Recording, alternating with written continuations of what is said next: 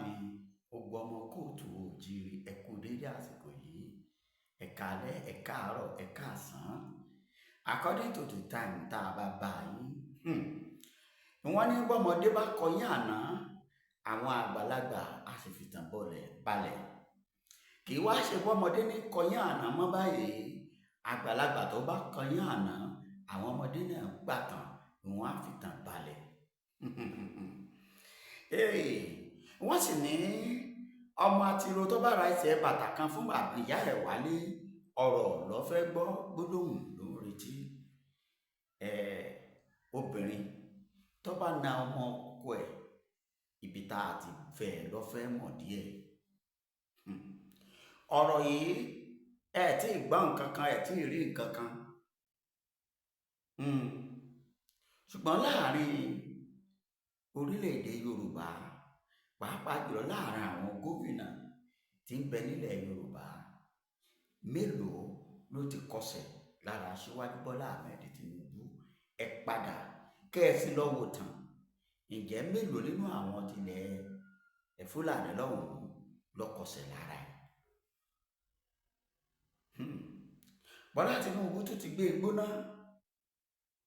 fún gómìnà ìpínlẹ̀ Èkó Sanwó-Olú tí gbogbo èèyàn mọ̀ sọmọ ẹ̀. Kí nìdí tó fi yarí wípé dandan kan lọ gbé wá kí wọ́n yọ ọ́ lóyè? Kí nìdí tó fi kọ̀ láti má bọ̀ lọ́wọ́?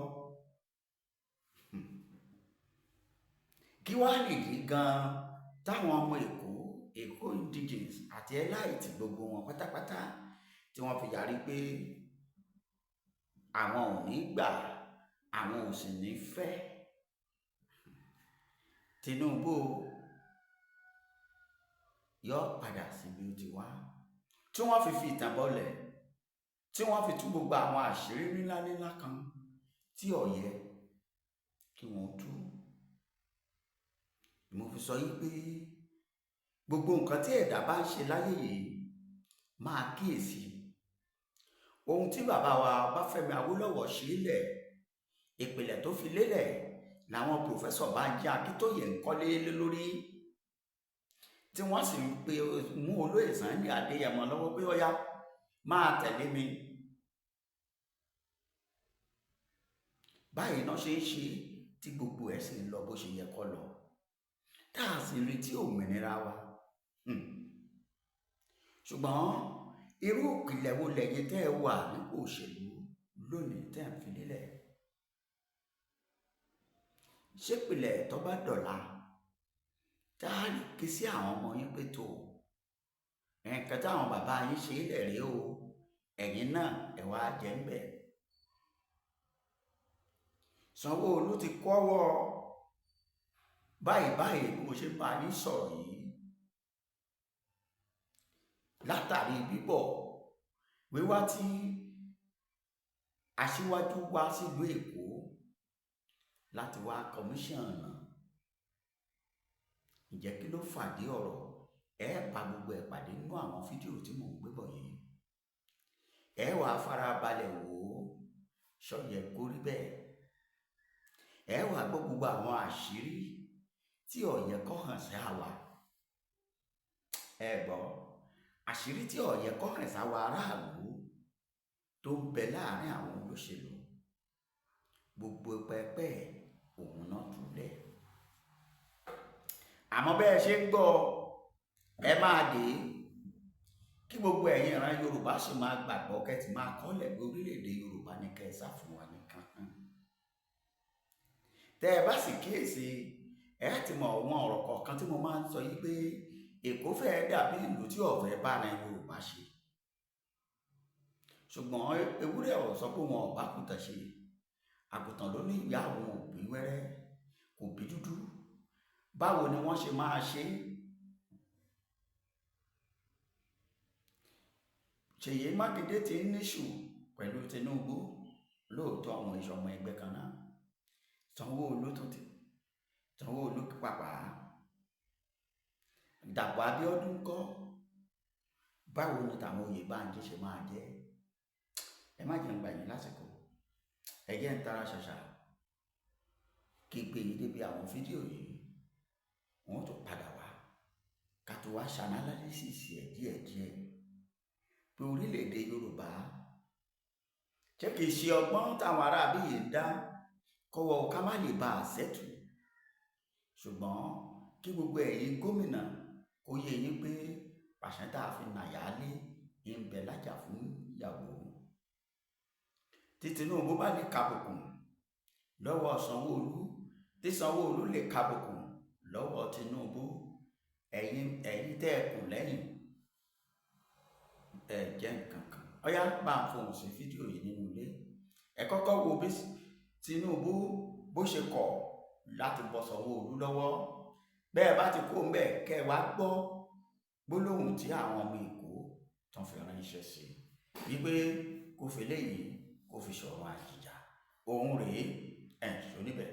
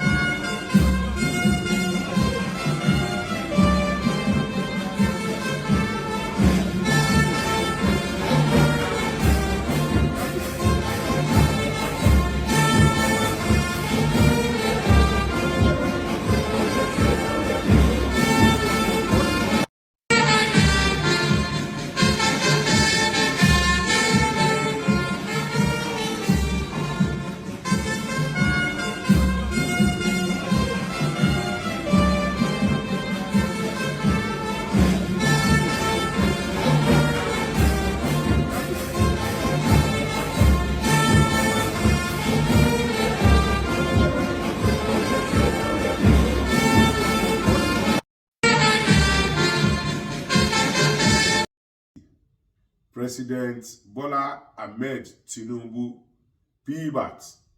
Bàbá ẹ káàárọ̀ sà. Ṣé ẹ ti wo orí mídíà láàárọ̀ yìí sà? Ẹ̀yin lẹ ń trend o. Ẹ̀yin lẹ ń trend ní orí social media. Fídíò yín òun ló circulate káàkiri. In fact, àwọn bíi 1,200 ni wọ́n ti send ẹ̀ sí mi pé kí n wo nǹkan tí Mr. President tí wọ́n dán ní àrà. Ṣẹ́rí sà, nǹkan tí ẹ ṣe ní àná 31st of May 2025 tí a wà kódà o, níbi tí ẹ ti lọ commission 30 kilometers out of 700 kilometers Lagos Calabar Coastal Road. Ẹ gba gbogbo àwọn èèyàn ní ọwọ́, ẹ gba His Excellency Governor Babajide Olúṣọlá Sanwó-Olú ní ọwọ́. Èmi ò fẹ́ gbà pé ẹ mọ̀ọ́mọ̀ ṣe o, ṣùgbọ́n tó bá yẹ pé ẹ mọ̀ọ́mọ̀ ṣe ni, ẹ jókòó kẹ́ béèrè ní ọwọ́ ara yín pé tó bá yẹ pé ẹ̀yin ni wọ́n ṣe irú ẹ̀ fún ṣẹ́ lè gbà. Yorùbá ní kí èèyàn fi iná kó fi jó ara ẹ̀ wò kó tó fi jó ọmọ ẹlòmíì kó lè mọ bí ó ṣe ń rí. Èmi mọ nǹkan tẹ́ lè gbà, mo dẹ̀ mọ̀ yín dáadáa pé ẹ kì í ṣe ẹran rírọ̀. Ìgbà tí ẹ wà ní gọ́vnọ̀ ní Lagos State, kò sí ẹni tí ó lè bá yín dán irú nǹkan bẹ́ẹ̀ yẹn wò. That is ridicule of the highest order. Òun ni ẹ ṣe fún wa. Ẹ dẹ̀ fi wọ́n gbogbo ayé irú èèyàn tẹ́ jẹ́ ni. Ní ìgbà tí ẹ ń gòkè, ẹ gbà fún àwọn bàbá Ìjẹ̀bú-Igbó, ẹ gbà fún àwọn bàbá Ayọ̀ Adébánjọ, ẹ gbà fún àwọn bàbá Ayọ̀ Adésọ̀yà, àwọn bàbá Ibrahim Adésọ̀yà. So now, a whole sitting governor of Lagos State, ẹ̀yin ń gba àwọn èèyàn ní ọwọ́ ẹ̀ wá gbà ní ọwọ́ kódà o ìwà burúkú òun lẹ́wù àgbàlagbà ò kí ń wà bẹ́ẹ̀ sà ṣẹ́rí tó bá yẹ pé èmi ni àwọn tó wà ń bẹ̀ yẹn ni ó yẹ kó fi yín lẹ̀ kí wọ́n máa lọ ni kẹ́ wá máa dá ṣe ká wá wò bóyá ẹ lè dá ṣe torí ọwọ́ tẹ̀ ń gbé yìí ó jọ bí ẹni pé Bọ́lá Ahmed Tinubu group of company and sons ní ẹ fẹ́ máa run ẹ mọ oore o ṣẹ́rí tẹ́ bá mọ oore ni ẹ mọ nǹkan tí gọ́fìnà Babájídé Sanwó-Olú tó ṣe nínú ọ̀rọ̀ yín tó dẹ̀ ṣe ní orí election 2023 níbi tí àwọn èèyàn ti ń bínú ṣẹ́rí kò ń ṣe pé àwọn èèyàn ò fẹ́ kẹ́ jẹ president wọ́n mọ irú èèyàn tẹ́ jẹ́ ni ìdí tí wọn ò ṣe gbàdúrà pé kí ẹ dé ibẹ̀ nìyẹn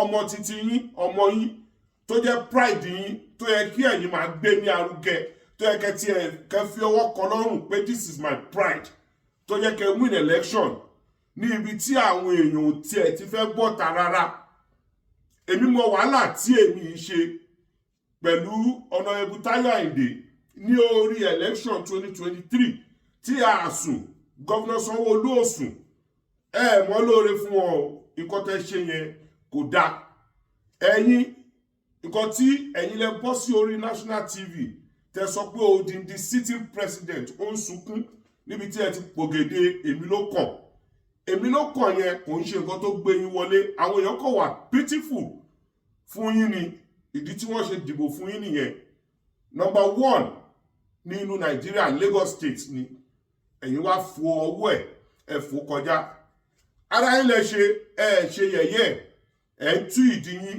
fún àwọn ayé kí wọ́n rí irú èèyàn tẹ́ jẹ́ ni Ọlọ́run ọba dẹ̀rẹ̀ kò ní ṣe ọlá yín bí ọlá ẹrin ire o.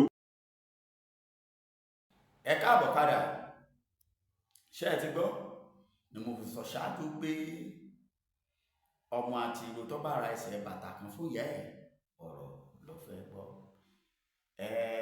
ìyàwó ilé tó bá sì ná ọmọ ọkọ ẹ̀ ibi tá a gbé ti bí àásọ̀tàn fún Tinubu ti kọsẹ̀ lára àlọ́ ará Èkó